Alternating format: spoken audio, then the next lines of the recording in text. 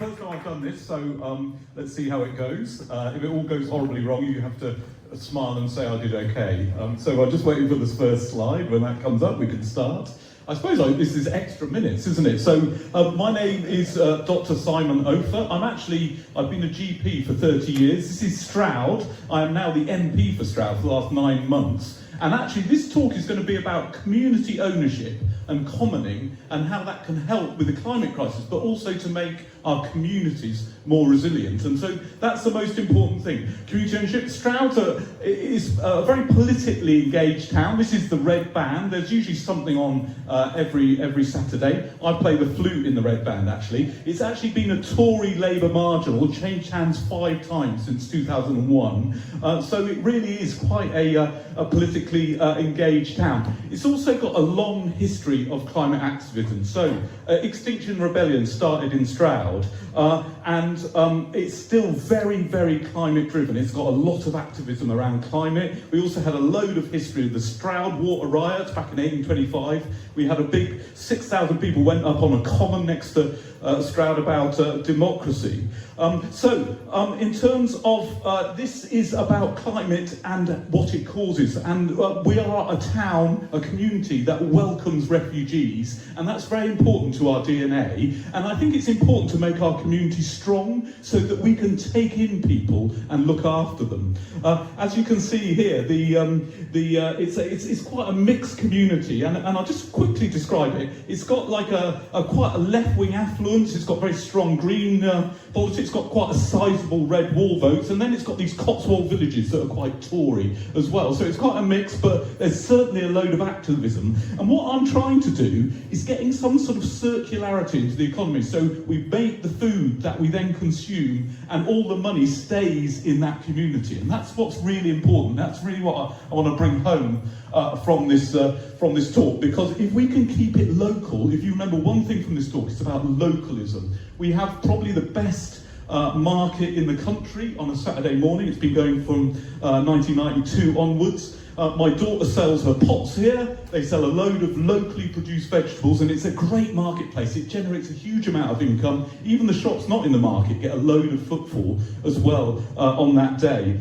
So I'll quickly, hastily turn over the sheet here. So in terms of, this is Stroud Commons. There's loads of groups trying to buy lots of different parts in our community and make them community owned. Some of them are quite developed, some of them aren't so developed, but it's certainly a really big growing movement about public ownership. You can see here, this is pubs which are closed and villages are trying to open them. We've got a load of community shops owned by the community. And I realised when I became an MP that this is a really big part of our local economy, actually. And it's something that we need to develop and support. So I think that is incredibly important. This is the first house that's been bought by the Stroud Commons, and it's got quite an innovative financial structure around it, and it's rented out, and it's guaranteed that there'll be no upping of the rent, and it's all for the community. Any profit from it goes into the next property. So that's an idea. This slide is about reminding me that every part of these shops and these pubs go through the same process of trying to find the money. They have to learn how to do it. Why don't we get a centralised community bank type idea, which we can then help people to buy their pubs, buy their shops, and buy their energy indeed. And this is actually what happened with the Heavens. This is part of an 800-acre farm that goes right into the centre of Stroud. And many people in Stroud are actually very emotionally attached to this. It's about their past, it's about where they went for a walk when they were a kid or had a romantic walk with a girlfriend. And we managed to raise 800,000 quid for that. Also, Stroud is the home of the oldest community agriculture set up in the world. This one was set up in the world, in the UK anyway. This one was set up in 2017. They get the vegetables, take them to that market, local people buy them, local people work there. So this is really important. We need to expand that sort of agriculture. So this is the long table, and we've been doing something about food, where the food's made locally. Yesterday I had a meeting with a load of head teachers, and we're going to try and get local food into local breakfast clubs and into school dinners, particularly in primary schools. So Long Table is a really fantastic example of that. And also I want to talk about community energy. What we don't really want is bottom right. What we do want is top left. All right, and that's what the community really wants, and it's incredibly important that we use roofs first, because if we don't, I think we're going to take up huge amounts of farmland, so we have to be really wise about this. So we've set up a Stroud Area Community Energy Network, and we're just waiting for the government to start giving us some money around community energy, and that's really important for us. But that's about putting solar panels on roof. Maybe a village like mine could have one wind turbine would supply the whole thing. What's also important is the benefits also go to people that aren't investing it but are less well off and live there.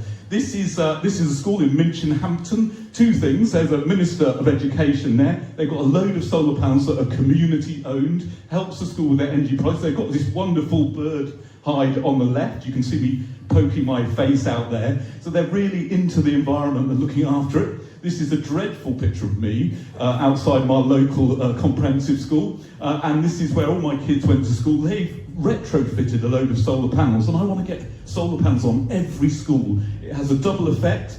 It actually gets cheap solar energy, which is clean, but it also teaches kids. So we've got a double effect of putting it on schools. This is my GP surgery, where I've worked for about 25 years. We had solar panels fitted in 2011, and that's also what I'm doing. I'm co-chair of the Net Zero All-Party Parliamentary Group, and we're trying to make the NHS as net zero as possible. So that involves that, but it also involves changing the way the NHS actually works. So this is my last slide. This is the beautiful valleys of Stroud. So all I want to say is this is about community energy, about the community owning the energy, sustainable energy production, but it's also about the community owning pubs, shops, community centres, agriculture, and even housing.